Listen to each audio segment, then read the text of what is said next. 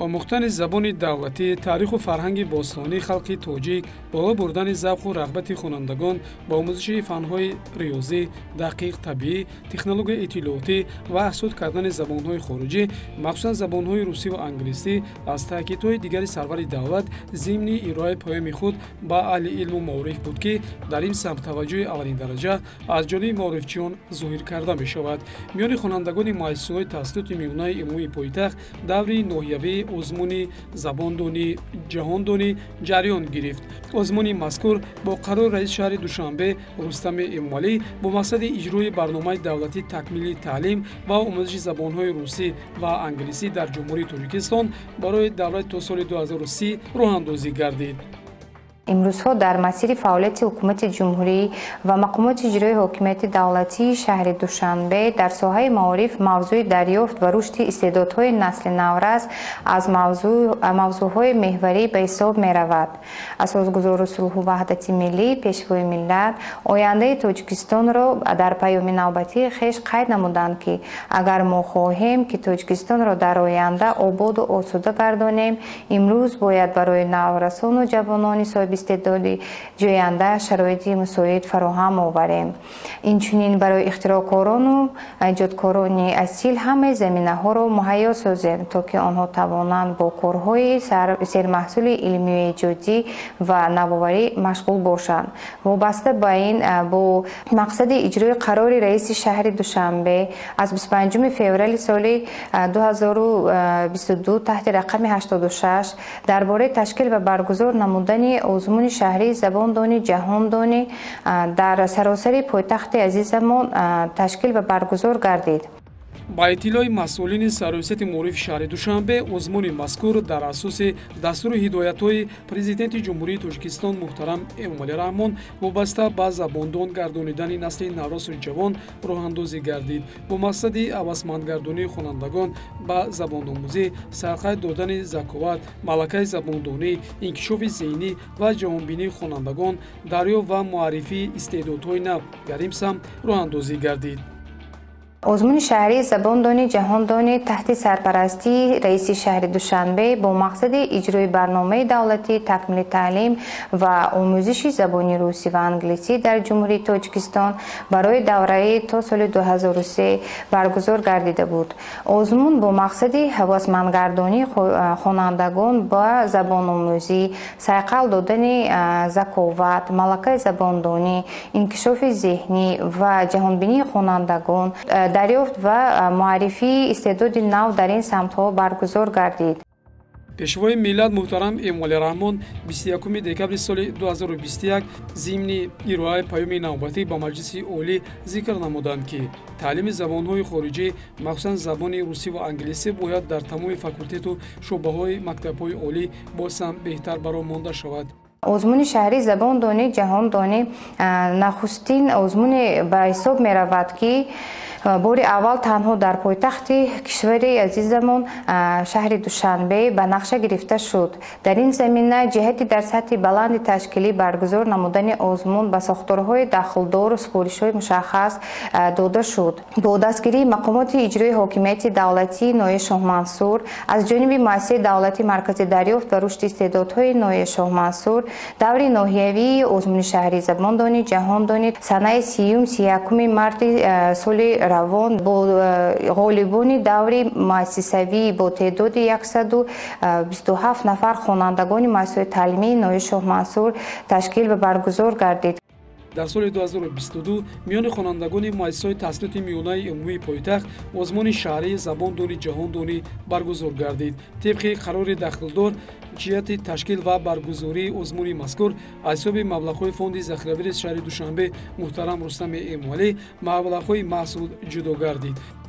من عبدالرحیم عبدالله خواننده صنف 11 مؤسسه تحصیلات میانه عمومی رقم 55 ناحیه شاه منصور اشتراکچی آزمون‌های زباندانی جهاندانی و تاج سر جمله هنرهاست علم میباشم و در دوره ناحیوی از هر دو آزمون سزاوار جای دوم گشتم و با مکافات پولی 560 سومانی قدردانی شدم و اینچنین در دوره شهری آزمون شهری زباندانی جهاندانی نیز اشتراک ورزیده یعنی در مهارت سخنوری، مهارت اسه‌نویسی، قرائت شعر رو در اونجا اجرا نمودم. در هر دو دور، یعنی در دور هم ناحیوی و هم شهری آزمون زبان جهاندانی، در روز اول مهارت اسه‌نویسی خواننده و یعنی انتخاب درست املا، یعنی املای با زبان تاجیکی و زبان روسی و انگلیسی سنجیده شده. و غیر از این ترجمه متن با دو زبان، یعنی متن تاجیکی را با زبان‌های روسی و انگلیسی ترجمه نمودن بود. و در روز دوم باشد، روز دوم یعنی شفاهی مینمان، یعنی مهارت سخنوری داوطلب با سوال‌ها جواب دادن آن و طرز درست قرائت شعر سنجیده شده بود. با مقصد اجرای قرار رئیس شهر دوشنبه از 25 فوریه سال 2022 درباره تشکیل و برگزاری آزمون شهری زباندانی جهاندانی در شهر دوشنبه در مؤسسه تعلیمی 4 نمایی پایتخت دوره نهایی آزمون شهری زباندانی جهاندانی دایر گردید. قبل از آغاز دوره نهایی آزمون شهری زباندانی جهاندانی، نمایندگان مقامات اجرایی حکومت دولتی ناحیه شامسور شهر دوشنبه با اشتراکچیان دوره نهایی آزمون ملاقات نمودند. گفته شد که در دایره دستور هدایت‌های پیشوای ملت محترم امامعلی رحمان ضمن پیام نوبتی خود به مجلس عالی برای بازهم بالان برداشتن سطح و صفر تحصیلات، آماده کردن کادرهای بلند اختصاص، آموختن زبان دولتی، تاریخ و فرهنگ باستانی خلق تاجیک و از خود کردن زبان‌های خارجی میان خوانندگان مؤسسات تحصیلات توجه اولین درجه ظاهر کرده می‌شود. سپس آزمون در صفخانه‌های مؤسسات تعلیمی جریان گرفت. در دور مکتبی آزمون زباندانی جهاندانی اشتراک کرده به دور نهایی گذاشتم. در دور نهایی در مدت 2 روز تمام امتحان‌ها رو سپردیم. یعنی یکم روز این کارهای خطی بودند، یعنی اسه، ترجمه متن و املای درستی زبان‌های روسی، انگلیسی و تاجیکی. و روز دوم این سنجیدن مهارت سخنوری و قرائت درست شعرها می باشد. در آزمون نهایی غالبیت را به دست آورده سزاوار جای یکم گشتم و با 800 سومانی قدردانی گشتم و پس از این به دوره شهری این آزمون راحت گرفتم. قید کردن با مورد است که آزمون مذکور با مقصد دریافت خوانندگان بالایاقت زباندان و سخنور از روی 3 زبان تاجیکی، روسی و انگلیسی گذرانیده می شود. آزمون میان خوانندگان صنف‌های 5 تا 8 از صنف 9 تا 11 گذرانیده شده. در آن خوانندگان مؤسسات تحصیلات میانه عمومی 4 نواحی پایتخت اشتراک ورزیدند. خوانندگان مؤسسه ما در سمت حرکت المپی جایهای نمایان را سزاوار می باشند.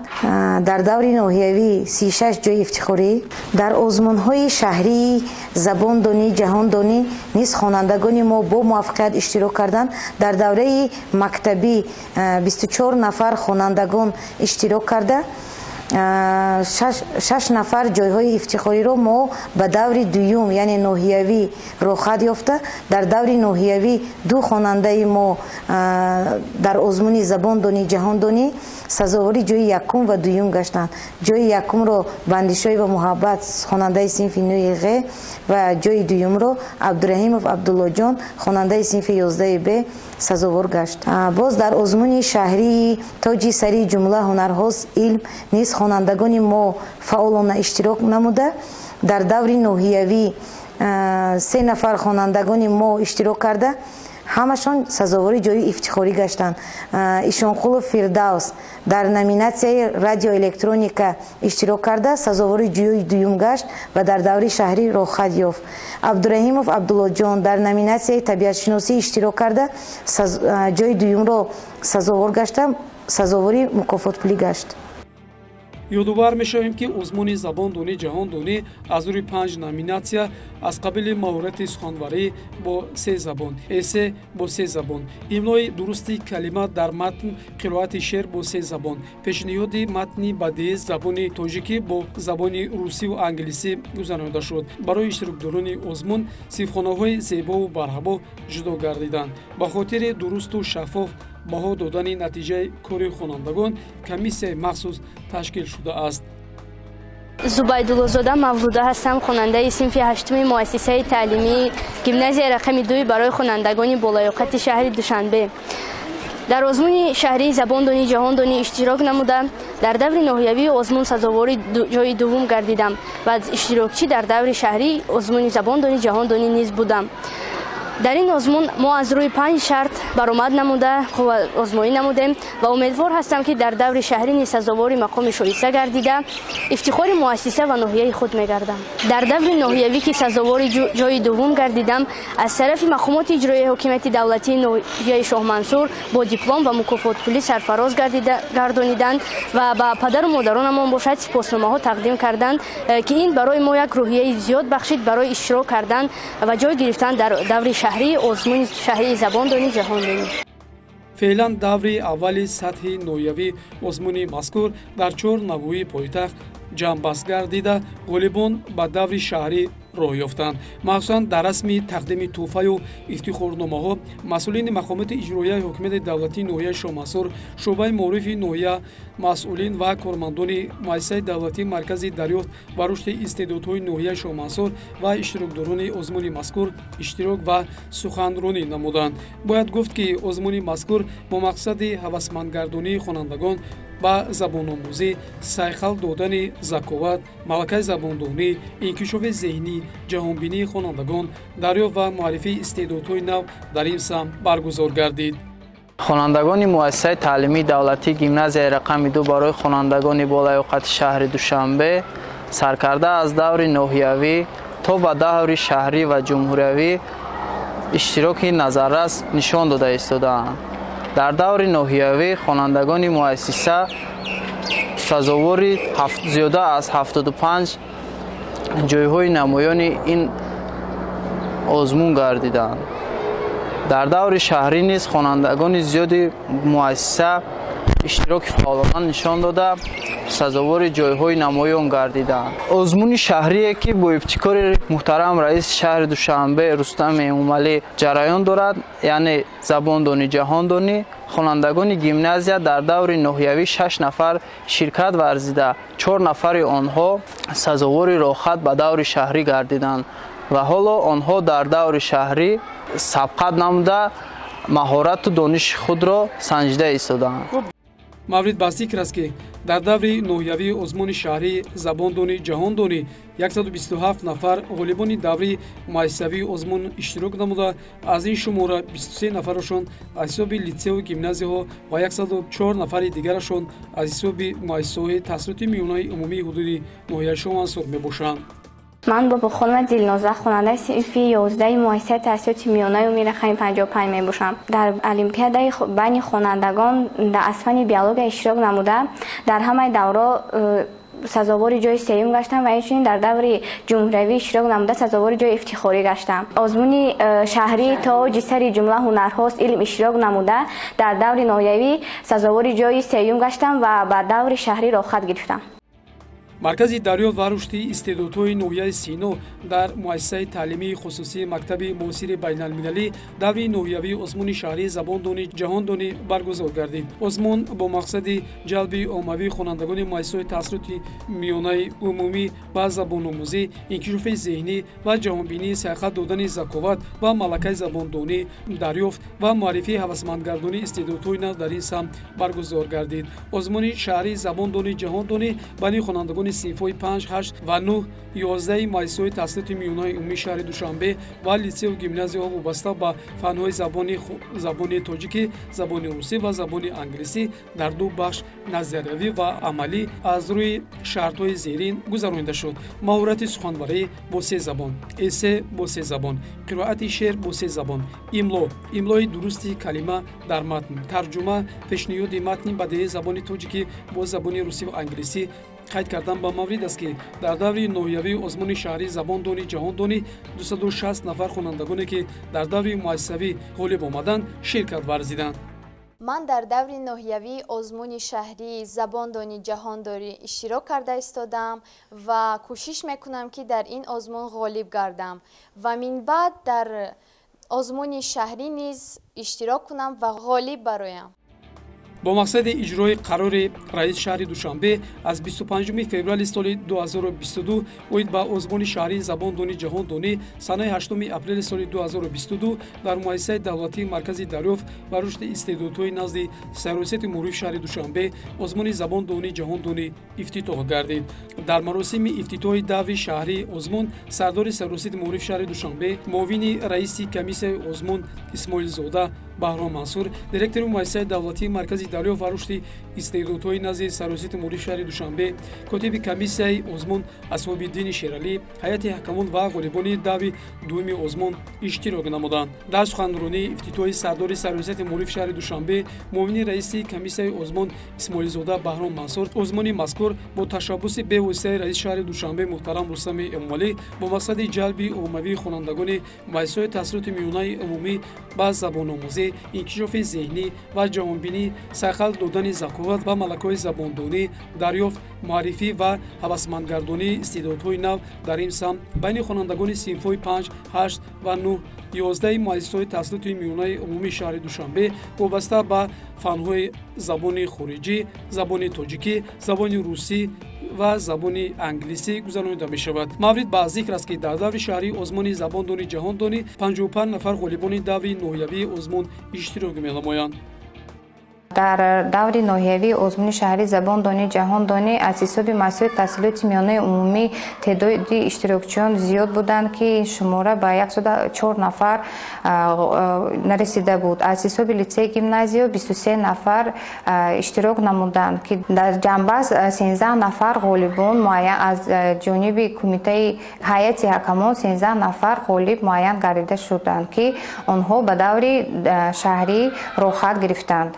ҳамзамон бо мақсади шаффоф баргузор гардидани озмуни шаҳрии забондонӣ ҷаҳондонӣ ҳайати ҳакамон аз ҳисоби олимону мутахассисони варзида ва устодони донишгоҳу донишкадаҳои олии кишвар таъсис дода шудааст ки кори онро ректори донишкадаи санъат ва фарҳанги тоҷикистон ба номи мирзо турсунзода, доктори илмҳои филологӣ, профессор роҳбарӣ менамоянд. сипас тибқи талаботи низомнома баргузории озмун хонандагон бо 3 забон тоҷикӣ, русӣ, англисӣ ба иҷрои шартҳои аввали озмун яъне навиштани эссе шурӯъ намуданд. озмун тибқи ҷадвали тасдиқ гардида 9 апрел баргузор гардида ғолибони даври шаҳрии он дар арафаи таҷлили рӯзи пойтахт бо мукофотпулиҳои таъсис намудаи кумитаи тадорукот ҳавасманд гардонида мешаванд.